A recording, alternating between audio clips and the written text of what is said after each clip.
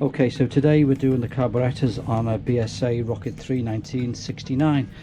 All you do is undo the three Jubilee clips, pull it back, slide them out. This is this breather pipe at the back of the intake's the only thing you need to be careful of. Other than that, it comes straight out. It's a lot easier if you just undo the choke lever from the top, take it out, take the cable out, rather than trying to untangle the 1-into-3 system. Right, so here's the carburetor set up on the bench. 2 bolts, take the back cover off. The filter element comes out. As you can see, this is pretty yuck. And then 2 bolts on the other side, 2 long bolts which go through here. They just lock into these, and then you're left with your 3 carburetors. So next job, take the tops off the carburetors, 2 screws on each one, and then remove them. This is what I mean about it's a lot easier just undoing the cable from the choke lever than it is to try and remove these cables individually or even from the block. Okay, so now I've removed the 6 screws that hold the caps on the carburetors. You now have to undo the 6 bolts that hold the actual carburetors onto the main frame, and then it will all lift away. You can always tell the Rocket 3 carburetors because they don't require, which would only be set here, the tickover adjusting screw. And these are of course 600 series concentric series 1. Next step is to just remove the spring clip. This clip only sits on the top of the bracket. Just clip it off. That allows you to raise it up and then lift the carburetors off. And there you go. Now all stripped down, ready for detail stripping and cleaning. Okay, these are the basic 7/16, so crack them loose and screw them out. Okay, banjo bolts have all been undone. They lift off. There's filters inside there we need to clean as well. You can replace them or clean them. They're nylon, so they can last forever. And now it's just 2 screws on each one to take them apart. Remember, your centre carburetor has the float bowl drain at the bottom. Okay, 2 bolts undone. Off it comes. Yeah, I see. The gasket's gone on this. So you've got your main jet there in the centre. Float bowl. Needle. Not too bad, quite clean inside really. But I'll give them all a good clean before I rebuild them anyway. So take your main jet out. It's again, I think it's this 1/4, 5/6 inch width. I can't remember which one. I just have the spanner which I know fits them all. Take it out. There you go. There's your pilot at the top. There's also this flange on the front here which unscrews off as well. Other than that, you've got a basic carburetor. Don't forget, you need to replace the O-ring at the back. Give them a good clean, and then we'll rebuild them. Concentrics can vary a little bit, but basically you've got 2 holes in the bottom of the float chamber, one there, one there. They come out at the top of the float chamber there, either side of where the float chamber needle goes. That then goes into what is the pilot jet hole. Pilot jet hole sometimes has a brass valve in it, sometimes it doesn't. If it doesn't have one fitted, it's usually because there's actually a valve cast into the body of the actual carburetor itself. And then you've got your fuel mix adjuster screw, which is here. You need to take that out because you need to make sure this is all clear through. This is one of the reasons why a lot of British bikes won't tick over, because the actual pilot jet is just blocked, the whole way is blocked. I don't think you'll be able to see it, but if you look right the way down inside there, you can actually see like a jet nozzle right at the bottom cast into the aluminium. That's what we have to make sure is clear and not blocked. Now we need to look at the main jet assembly. You can see it's quite rusty on the threads, which is quite unique for a carburetor. Again, just unscrew the pilot jet at the top and the main jet at the bottom. Again, usually 8mm fits these, so you can unscrew them off. Okay, so there's the jets removed from the holder, and if you look through there, it's quite gunged up, a lot of muck in there, so that's certainly going to give us some problems when it comes to running this bike. Part of the problem with this bike is it wouldn't tick over, difficult to start, and clearly it's these carburetors that are the problem. Right, so I've cleaned up the main body of the first carburetor, and straight away I found a fault, and that is when I put the high pressure air hose on the mixture screw and blow air into the carburetor, there's nothing coming out of the pilot hole here, which means that little internal jet I was talking about earlier is blocked. There's also a very small hole, I don't know if you can see it down there. See right down there, see the 2 little holes? You've got to make sure the air blows out of them as well when you put air through from the front of the carburetor here. On this particular carburetor, those holes are all clear. It's just the fact that there's no fuel coming up here along and into the carburetor for its tick over, hence why it's not ticking over very well. Now if we can't find a way of clearing out that jet, this carburetor's gash will be thrown away. I need a replacement. So I'm going to try some engine cleaner down. I'll leave it to soak, see what happens.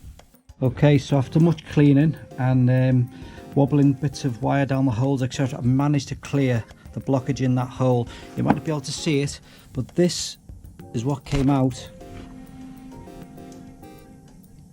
of the actual carburetor, and it blew out, obviously pushing air through from the screw side, blew it out and popped out of where the pilot jet would go.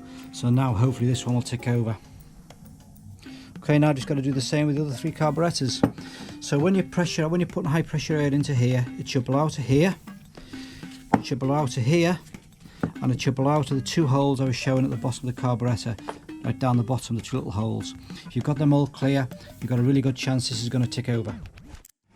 So this is the complete carburetor broken down to all of its component parts. Slide, float bowl, main body, top cap, main needle spring, choke assembly, choke slider, choke sleeve, float needle. There's the fuel adjuster screw. That's everything. Now before I rebuild this carburetor, obviously I've created a clean area. All these parts are now being washed in petrol, and I've blown them all through with high pressure air, checking through all of the actual valves, all the holes, everything is clean of any debris. Make sure the little holes in this valve are clean, either side. Look through the centre, make sure you see daylight. Same with the main jet, make sure you can see daylight and it's all clean through. We've already talked about all the holes in the actual carburetor, make sure they're all blown through and they're all clean. Same, make sure these are all clean, and then you're ready to assemble the carburetor. Now there's a couple of things you need to be aware of with the carburetors to make sure there's nothing badly worn. Okay, so here I'm putting a slide in the carburetor, and we're just checking to see if there's any chatter between the carburetor slide and the body. Just put your fingers in the hole and see if it rattles. This has got a touch of movement in it, but well within tolerance, so there's no problem there at all.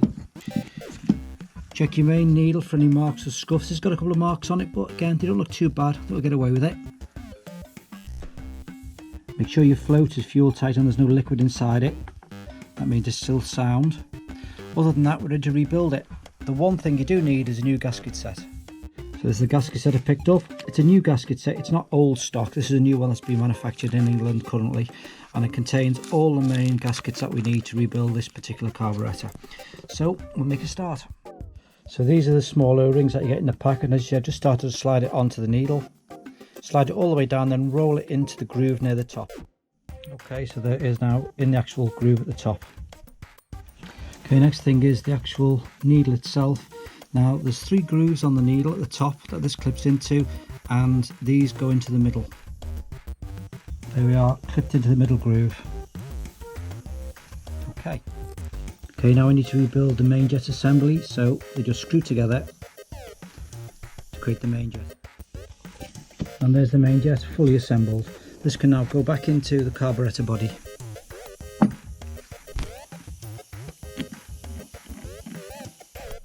That's the assembly created. If the actual needle jet itself is worn, then just replace it, although this one's got a rubber tip on it, so they last forever really. And then you just oops, job done. Make sure it's all seating well and it's all working. Okay, now we just need to put the gasket on here, put the actual body onto the float chamber and tighten the screws. There we go, float chamber is attached.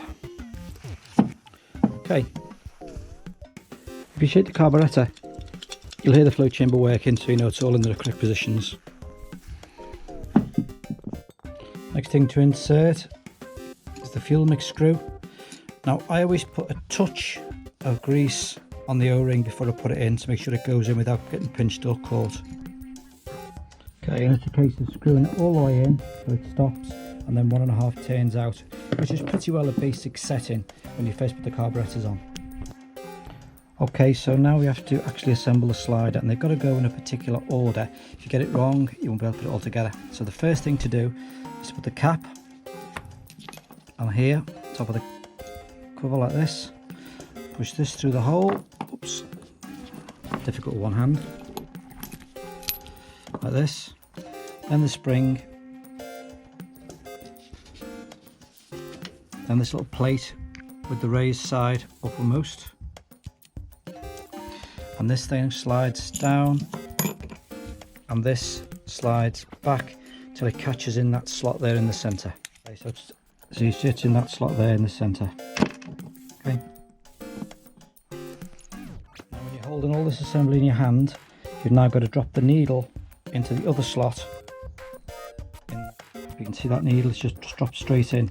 So if you look underneath, you can see the needle's in one slot and the pull arm's in the other slot.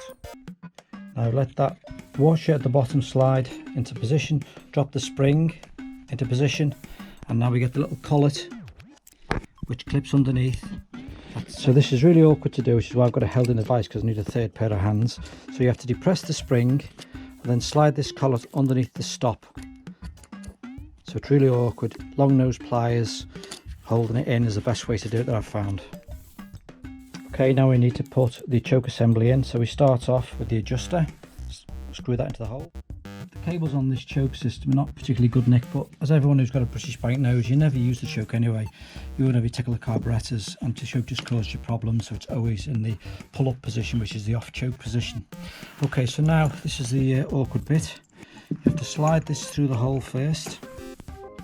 Put the slide on.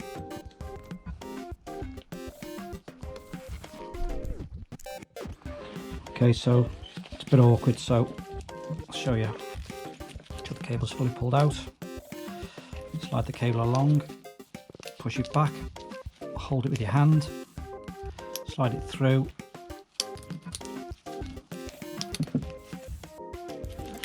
Job done. Okay, so what I need to do now is give it a good tug like that, turn it round, and then let it slowly slide back into position. And there it's all assembled, ready to go back into carburetor. Show you line up the slot.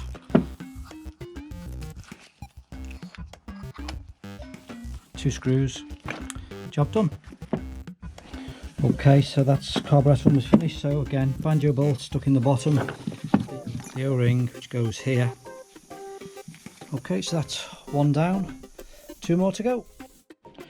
Right, I was doing carburetor number 2 on the Rocket 3, and again we talked about this pilot airway getting blocked, and this one is particularly blocked. Spent ages trying to clean it out, couldn't get air pressure through it, none of it would work. So I'm going to give you the tip now of how you clean these jets out. First of all, on the opposite side, which is normally blanked off, you have to drill through the aluminium till you get to the jet. Now it's only an eighth of an inch maybe before you actually break through the aluminium. You'll know because the drill goes through. Now that should give you a clear hole right the way through if the jet wasn't blocked. Don't know if you can see this, but the next thing to get is a set of acupuncture needles. These cost pennies off eBay. These ones say they're 0.25 mil, so obviously a very, very fine needle. This is what they look like. I prefer the ones with the hard plastic handle because that allows you to poke it down firmer. The other type you can get have like a sprung handle, but these tend to be a little bit too flexible, but they do have a longer needle section on them. Now these are fine enough to go through the jet. So you go from the side which has the original air screw in, because that is actually tapered to allow the needle to centralise. You then poke it down the centre, let it find its centre, and then just gently push it through, like I've just done there. On the other side, I can see the needle head, you won't be able to, but I can just see the needle point having gone through the jet. Now the next thing to do is to push something through that hole, which allows you then to clean it out properly. Now what I use is this, you might not be able to see it, but it is actually a fine spring that's been straightened, and that measures about 0.3. So the idea is I'll push this right the way through the carburetor, and then I'll waggle it around in circles to make sure all the muck has been cleaned out of that jet.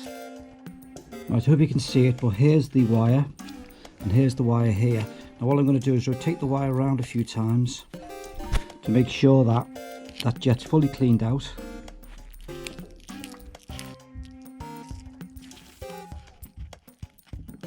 And I'll blow it through with some air, and then the jet we know is cleaned. And I don't know if you can see, but if we look through there, you might even be able to see some daylight. There it is, so we know the jet's clean. Next thing is now I have to obviously thread the end I drilled through and put a grub screw or something in there to block that hole up. And then that's a carburetor refurbished and ready to be rebuilt. And that saved us the price of a new carburetor body. Okay, that is all finished. So I've managed to make a grub screw out of a 5mm Allen bolt. Had to shorten it down obviously to get the right thread length and stuff, but now it all works perfect.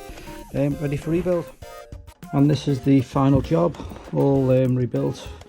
New air filter put in, of course, all done, all ready to go back on the bike. So it goes when we get them in, see if it ticks over. So final things to do is once on the bike is do a colour tune, and then I will do a carb balancing, use my vacuum gauges. What I do is I drill 3 holes in the manifold, blank them off, and then I'll take these out and they lead into the actual manifold, so I can use a vacuum gauges on them.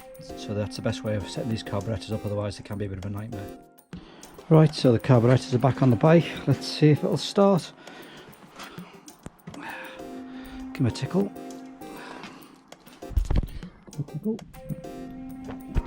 Okay, and let's see. Oops, a little bit of throttle.